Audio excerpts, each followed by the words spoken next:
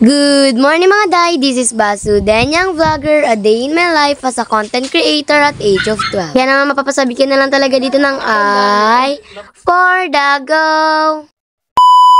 For today's video ay mag-a-advance celebrate nga po pala kami ng Father's Day. Literal na advance, paano ba naman bukas pa yung Father's Day pero ngayon na kayo magsa-celebrate. Kasi si Dada ay busy-busyhan na naman nga bukas kaya naman naisipan namin na ngayon na nga lang paano ba naman ngayon din naman nga siya walang gagawin. Nasaktuhan pa nga paano ba naman brownout nga raw sa Mokong kaya nang pupunta nga dito sila mami siya sa farm kung saan ako lumaki. Ay be, napaka-OA walang ganun. Bago nga ang lahat ay ipiprepare ko na nga pala dito itong mga sahog na gagamitin namin kaya naman ayan talaga namang hiniwa-hiwa ko na nga po pala din yung squid balls at pati na rin nga po pala yung kikiam. Pag ganito nga mga masyadong gawa sa bahay talaga namang nag-iisip na nga kami kung ano nga ba talagang pwedeng lutuin. Paano ba naman pagdating nga talaga ng araw ay talaga naman bisibisihan na nga talaga ang lahat. Ngayong June kasi napakarami kasi talaga ng event. Paano ba naman ay talaga naman napakarami magbe-birthday ngayong June. Di nga to surprise celebration. Paano ba naman katulong ko nga mismo si Dada gumawa. Wala rin nga talaga sa plano namin na magluto ng ganito. Paano ba naman sabi ni Mamay meron nga daw siya pupuntahan kaso hindi natuloy kaya naman naisipan namin na magluto na nga lang. At nagdadad na rin nga po pala dyan si Dada ng repolyo. Paano ba naman hindi ko nga kaya tinuturuan niya pa nga ako pero sabi ko hindi ko nga talaga kaya naman siya na nga lang nagpatuloy nyo. So, kundi rin ako natiis. Tapos kung mga day alam niyo naman na ba yung vlogger nyo, napakarami pa mga bagay na dapat alamin. Baka kailangan ko pa maging Dora the Explorer. Char. Ito nga itong luto namin ng pansit. Paano ba naman meron na nga kami pananghalian? Ano yan nga ito makapag-prepare na nga po pala dito ng mga gagamitin. Ayan, nakapagpaamak na rin nga po pala dyan sa mga oras na yun si Dada. O diba nagiging multitasker talaga ang Dada natin for today's video. Naman, bago ko pa nga makalimutan ay Happy Father's Day nga naman talaga sa lahat ng papa dyan. Pag ganito nga talagang Mother's Day tsaka Father's Day, tamang pansit-pansit nga lang ay okay na nga. Solve na nga talaga. Pero syempre may time din talaga na Father's Day at Mother's Day at bisibisihan ang lahat. Kaya naman talaga minsan hindi na talaga nakakapaghanda. Medyo nakakabelo nga kami dyan ni Dada magluto para ba naman itong si Baby so may talaga namang hindi nga nagkukulit at talaga namang kinakarga nga lang talaga siya ni Mama. Matagal-tagal na rin nga talaga hindi nakakapagpansit. Alam niyo naman paborito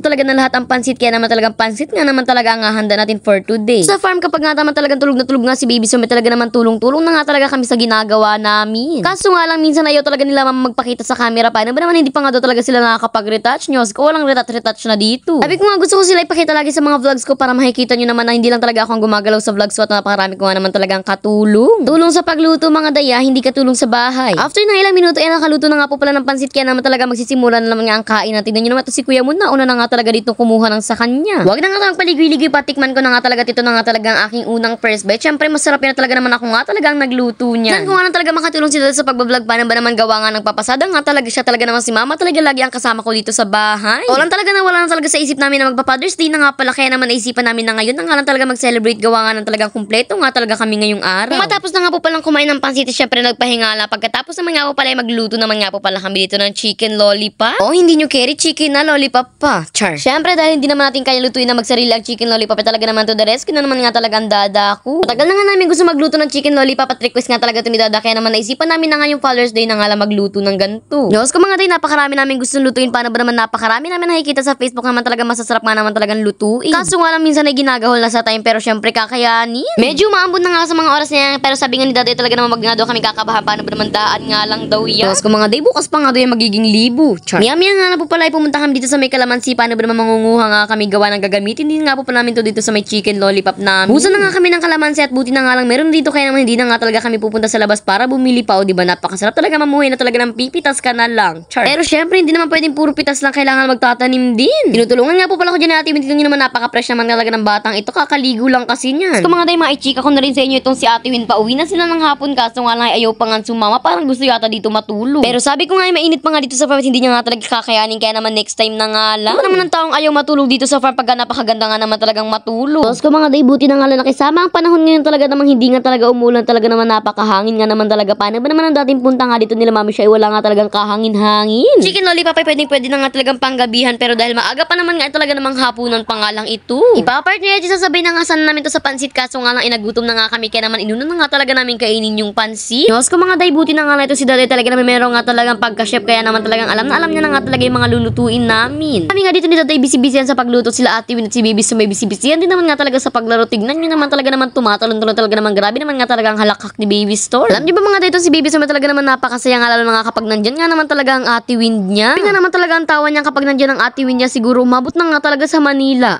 Huy, simple pagtalon nga lang ni Ate Win niya dito sa may taas na talaga naman tawang-tawa na nga talaga siya at napakababaw nga naman talaga ng kaligayahan ni Baby Stone. Kami nga na maluluto na nga po pala dito itong ating chicken lollipop kaya naman inahon na nga rin sa kahirapan. Ito naman nga si Baby Stone may talaga naman napagod na nga siguro kakalaro kaya naman pumunta dito sa taas at nakigulo na rin nga po pala at gustong-gusto na rin nga talaga magluto. Ayun na nga sa mga oras na yan kaya naman ay nakaprepare na nga ang mga person at nakaintay na nga talaga dito ang dalawa kong kapatid.